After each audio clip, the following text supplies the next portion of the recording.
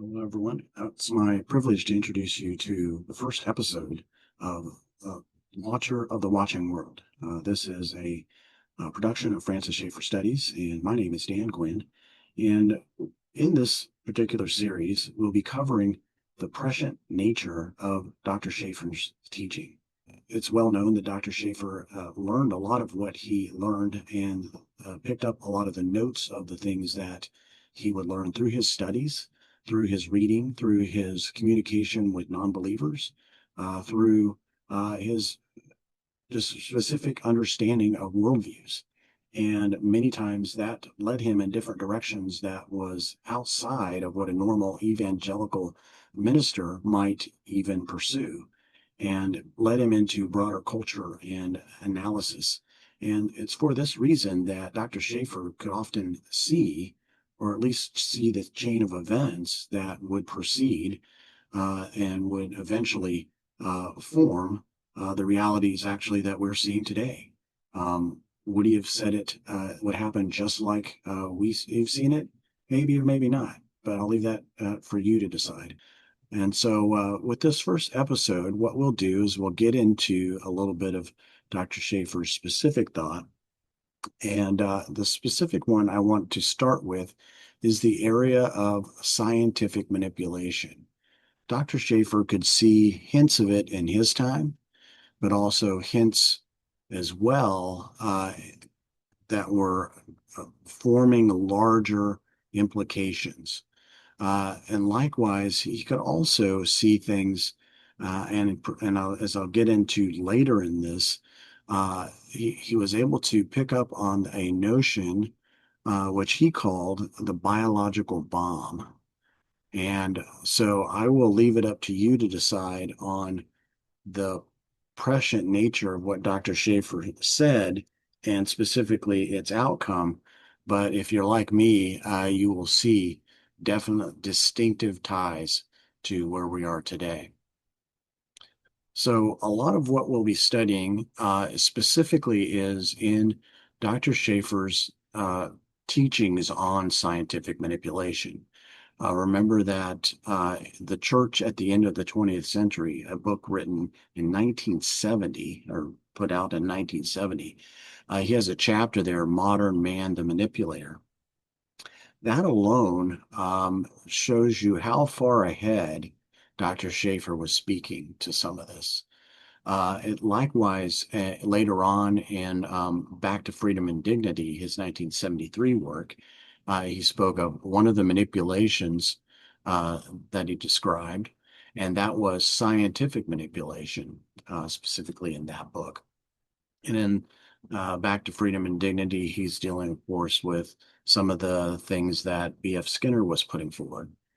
And then how should we then live in 1976 gets at some of the manipulation of the new elite, specifically in chapter 12.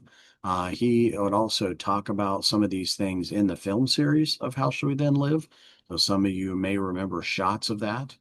And then also, Whatever Happened to the Human Race, which is this took place was released in 1979, where he talks about the abortion of the human race. So some of the manipulation that eventually cultivates into something of a destruction of our reality. And so one of the big things that begins to we need to understand, we have to as we're dealing with Dr. Schaeffer and his understanding here, is that there will be technological changes. That's what he was forecasting. He said it's obvious that the future is open to manipulation. Who will do the manipulating? Who will be the new elite on the side of an establishment authoritarianism or another elite? He said, whoever achieves political or cultural power in the future will have at his disposal techniques of manipulation that no totalitarian ruler in the past has ever had. None of these are only future, they all exist today, waiting to be used by the manipulators. And in seed form, many of these things existed and even went further than what Dr. Schaeffer saw in his time in that book of 1970. Okay, so then furthermore, scientific manipulation.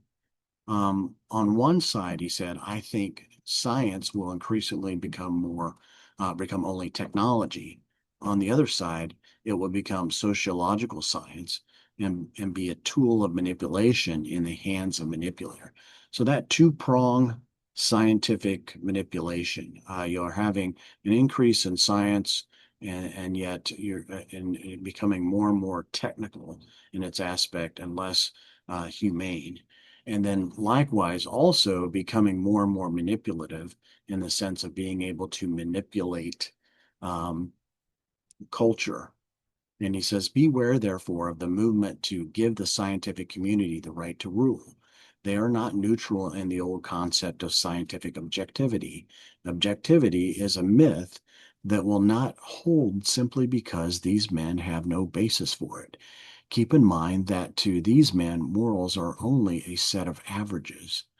Here, then, is a present form of manipulation which we can expect to get greater as one of the elites, as one of the elites take more power. So, as the elitism begins to continually rise, then this scientific manipulation will be carried forth and be further adopted. My picture here that you will see uh, it shares something of some of the apocalyptic visions of the time that Dr. Schaeffer was also aware of. He was aware of Brave New World by Huxley. He was aware of 1984 by Orwell. So these scenes are apocalyptic in nature as we see the manipulation begins to transform. And so some might question, well, why would they want to manipulate? Why can't they just let us be? America was founded on freedom, so why isn't it just ongoing freedom? Well, modern humanism has an inherent need to manipulate and tinker with the natural process, including human nature, because humanism, one, rejects the doctrine of creation, so they don't know where they came from and therefore rejects the idea that there's anything stable or given about human nature. And then three, sees human nature as part of a long unfolding process of development in which everything is changing. Now, that cast around for some solution to the problem of despair that this determinist evolutionist vision includes. So they feel the pressure of humanity, they know those pressures, and they want to fix it. But they do not accept the Christian answer to fix it. And therefore, not only do they not know who humanity is, but they don't know how to give it a human fix. And so they can only find a solution in the activity of human will, which is in opposition to its own system. It hopes to transcend the inexorable flow of nature and act upon nature. So they want something that is supra nature, that's over and above nature. And isn't that interesting? Because that's exactly who God is. He's over and above nature, even though he's holding it together. Yet they don't want to accept him. They go someplace else. So therefore, it encourages manipulation of nature, including tinkering with people, as the only way of escaping from nature's bondage. But this manipulation cannot have any certain criteria to give it because, with God abolished, the only meaning criteria is nature, which is precisely what the humanist man wants to escape from. And nature is both cruel and non-cruel. It is not there looking out for our best interests. Nature is cruel and non-cruel and has given us enough provision, but because of the fall, it carries both weights. And so that part Dr. Schaeffer talks about in Whatever Happened to the Human Race, Volume 5, if you're looking at his complete works. So the next step is the manipulation that they will have. Schaeffer says it would have made Hitler chuckle. And that's saying something because the manipulation is going to be so elevated that it could be beyond what anything has ever been seen before. So we're surrounded on every side with the loss of truth, he says, with the possibility of manipulation that would have made Hitler chuckle, that would have caused the rulers of Assyria to laugh with glee. And we not only have the possibilities for these manipulations, but people are trained on the basis of the loss of truth and the loss of the control of reason to accept them. So quite significant there. That's from the church at the end of the 20th century. Again, 1970, he's already talking about this. And so what is he getting at in 1970? What is he able to see? You'll realize that at that time, and I've heard some of his lectures more specifically on this, where he's talking about the advent of the transistor. We're far beyond that now. But imagine what he saw, because things were getting smaller and smaller, and the ability to listen and to control was becoming all the more prescient and possible for us. So this enables the loss of humanity. So loss of humanity enables future mass manipulation. So on every side, people are taught that people are only machines. And as they are so taught, their resistance to manipulation in all these ways is weakened step by step. Modern man has no real boundary condition for what he should do. He is left with only what he can do. Moral oughts are only what is sociologically accepted at the moment. In this setting, today's unthinkable still be unthinkable in 10 years? So humanity has begun to accept so much because it's lost the foundational tenets that regulate it and keep it from those areas that would have gone over the deep end, so to speak. And he is now sitting in those, and some of the things that we thought were unthinkable are now possible because of just the loss and decline of moral aptitude. We don't, some maybe still slightly hold on to some moral relationship to the Word of God, some of the foundational principles. I think our society still has some of that in its law, obviously, the Ten Commandments, but you would see that more and more there is a decline in social order in this respect. When the Christian consensus died, it left a vacuum, and this will tend to be filled by an elite to form an authoritarian state. When we speak of an authoritarian state, we must not think of the model of Hitler or Stalin, but rather a manipulative authoritarian state. The governments of the world have at their disposal forms of manipulation beyond anything the world has ever known before. Organ transplants are a helpful breakthrough, and we can be glad for it. But to get the needed kidneys and other organs for transplants, the surgeon naturally has to await the donor's death. The accepted definition of death used to be the cessation of heartbeat and breathing. Now the definition is a flat brain wave.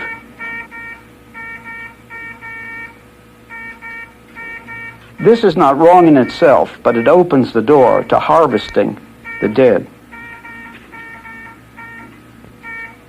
With the brain wave flat, these bodies could be kept alive indefinitely to harvest their blood, to harvest their organs, for transplants, and for experimentation. Without the absolute line which Christianity gives of man being totally unique, things which are good in themselves can lead to an increasing loss of humanness. For modern man, there is no boundary line between what he should do and what he should not do. And this leaves him with what he can do. Any moral ought is only what is sociologically accepted at the moment. Now, as a Christian, I have a reference point in the Bible. I have a reference point by what it teaches. And in this way, I have something to judge things by. But on the other hand, if I am left without any fixed point by which to judge things, without any cubby holes, as it were, to fit the thoughts that are being thrown at me, I have no basis of judgment at all. I'm just left naked before these things that are thrown at me with no possible way of making a critical analysis. With all forms of determinism, man as man dies. The determinist has no way to derive his values from what exists, and hence his values and his morals must be chosen arbitrarily. Once this way of thinking is accepted, it is much easier to impose arbitrary absolutes. To quote B.F. Skinner, to man as man, we readily say, good riddance. I think we'd have to say, and it's not tried at all, though it's often been said, that science has become our new religion. We have been conditioned to accept the objectivity of the scientists without realizing that often their views are very clearly shaped by their philosophy or by their worldview.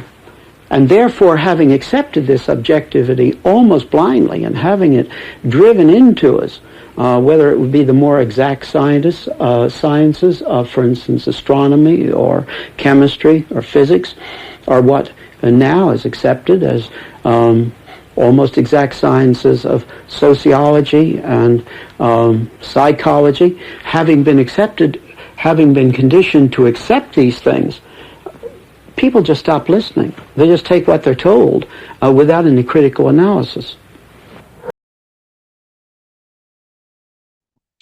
So one of the things, though, that even goes deeper than some of the manipulation that he talks about with respect to science, which alone I think is quite prescient. Alone I think it's speaking to us today and where we're at. He also talks about this concept of a biological bomb, and there's three places that you can look to, specifically, two places back to Freedom and Dignity, and as well as the church at the end of the 20th century. And so let me give you something of the forecast, because this is what Schaeffer's warning. Even beyond the manipulation, there is a pending form of manipulation that is at hand. And so he says, what do we and our children face? The biological bomb, the abuse of genetic knowledge, chemical engineering, the behavioristic manipulation of man. So in that scope, the biological bomb is a manipulation aspect that wishes to change us physically. It wishes to manipulate us and basically change who we are. And this highlights another concept which is sometimes referred to as transhumanism. Science wants to take this upper story leap into non-reason, into this optimistic ideal of a future man that has escaped the bonds of nature that are holding him back, the animal characteristics he's become peacefully manipulated, or etc., or whatever concept it is at the time of that manipulation hopes for. And specifically, he's changed him, he's manipulated into some other form of being. It's basically the fulfillment of like a Frankenstein type model. But he also says this. He says, with the development of the biological bomb, even today, men are on the verge of being able to make new deadly viruses as super weapons, viruses for which there are no cures. Okay, wow. So the biological bomb it's beyond just the manipulation aspect, but even the ability to create super weapons of viruses that which there is no immediate cure. And later on in the church also in the church at the end of the 20th century, he says the biological bomb is the greatest pressure yet, a bomb much greater than the hydrogen bomb. I'm not being spectacular. The genetic engineers have made most of the basic breakthroughs on this. It is the misuse of genetic knowledge. So one has to question in our time if this forecast that Dr. Schaeffer is putting forward of a biological bomb, is it what we've seen fulfilled in our lifetime? Is it COVID? Look at this statement on what COVID is. The U.S. National Institutes of Health, NIH, sent a letter to Congress, the U.S. Congress, stating that they conducted gain-of-function research on bat coronaviruses in Wuhan, a report that had been previously denied before Congress.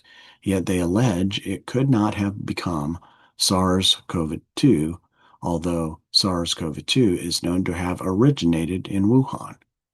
Okay, so there's denial there, of course, but some of that has been coming out. And then likewise, the evidence of the actual occurrence of such studies in itself speaks volumes.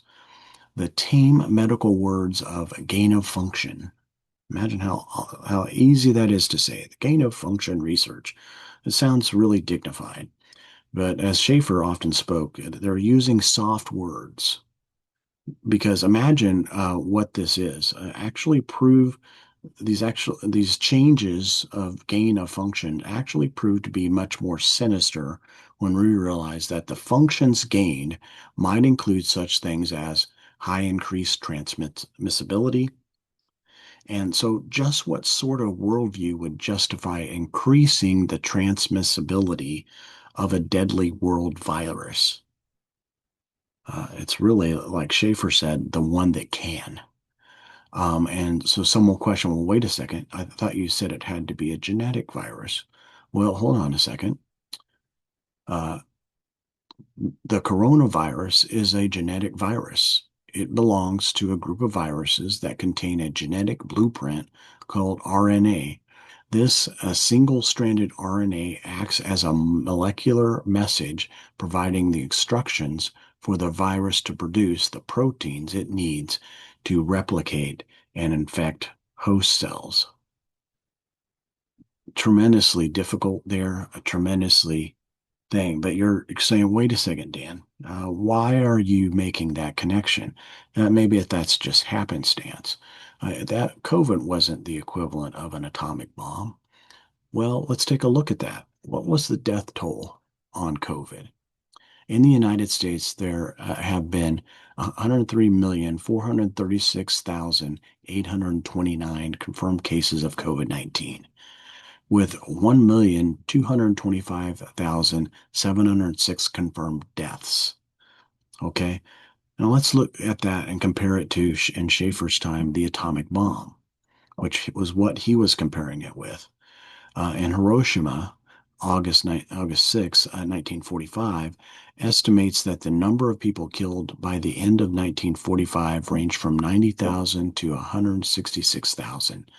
Tens of thousands died instantly, with many more succumbing to injuries and radiation sickness in the months that followed. Okay, how about Nagasaki? August 9th, 1945. The death toll by the end of 1945 is estimated to be between 60,000 and 80,000. Wow. So was COVID worse than an atomic bomb? I would have to say yes. So, as we conclude, I want to make sure that I issue another reminder, just like from our introduction, we are not saying Schaeffer was a biblical type prophet. While some categorize him as a prophet in the lowercase p type status, which is more of a generic definition of the word prophet, our position is this, that Schaeffer is prescient in his thought. And we've chosen that word distinctly for a meaning that we're trying to get at. He had a certain predictive understanding in his approach. Schaeffer, in the scope of God's sovereignty, was at least gifted with the analysis needed to often predict future events. So these gifts were really, I believe, a product of his formative times, the study of the worldview and cultures that he was involved in, the interaction with numerous visitors to L'Abri from around the world, all carrying with them different notions of reality, different worldviews. His interaction also with scholars from around the world, some real heavyweights. And likewise, also just deep, deep study in these areas, specifically in his readings, reading people that were even outside of what a lot of people in the evangelical world at that time was even reading. And he was very mindful of so many things that were transpiring.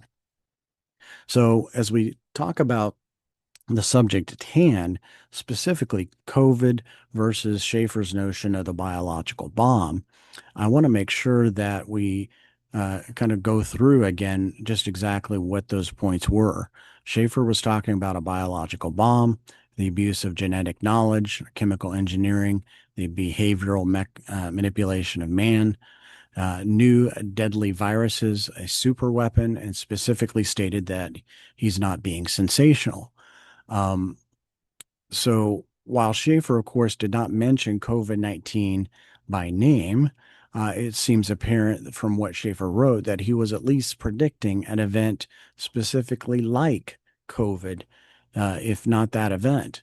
Some will pick on maybe the exception that in part of his analysis there, he's dealing with a bomb that would specifically be about the behavioral manipulation of man, meaning that when such a bomb would explode, it would actually restructure human DNA and change man, alter man into a different state.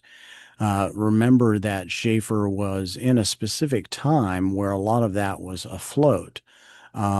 He mentions, in fact, in context, several articles from the 1970s that predate the first 1978 in vitro fertilization. He also mentions, in connection with that, some of the nuances of The Brave New World by Huxley, as well as talking about the behavioral manipulation focus of B.F. Skinner, and even likewise mentioning That Hideous Strength by C.S. Lewis. So he's understanding some of the scientific movements that are afoot at his current time and place in that study. And he's also understanding something of the forecast that a lot of fiction writers, specifically Huxley and Lewis in this case, are talking about, as well as actual things being cultivated by authors such as B.F. Skinner, who is really wanting to alter the human person completely. So he deals with something that he calls biological conditioning, yet also associates this with a biological bomb. Now, it remains to be seen how far that might truly happen, where you actually have a bomb that does behavioral manipulation in the future. But if the event that just transpired, COVID-19, is in any way, shape, or form based on geneticism, which I think we have proved, then it is not out of scope that something like that in the future even could begin to be attempted or utilized. We just don't know because scientific advancements continue to move forward. In the end, though, I think that we have to conclude that Schaeffer was onto something. Schaeffer saw something that was a potential in the future that we are seeing and have saw today, and that we have at least an understanding that Schaeffer was giving us a warning of something that we may have to deal with, and we have, in fact, had to deal with that. So I will close with that, but I want you to think about that. In what ways can we specifically address scientific manipulation and the scientific uh, concepts that Schaeffer put forward, this biological bomb notion? How can we prevent that from happening? How can we stop the flow of the scientific development that seeks to actually harm and remake man rather than actually bring valid truths to him, such as the Christian worldview does? And so I'll leave you with that challenge, and I hope you'll join me next time for Watcher of the Watching World.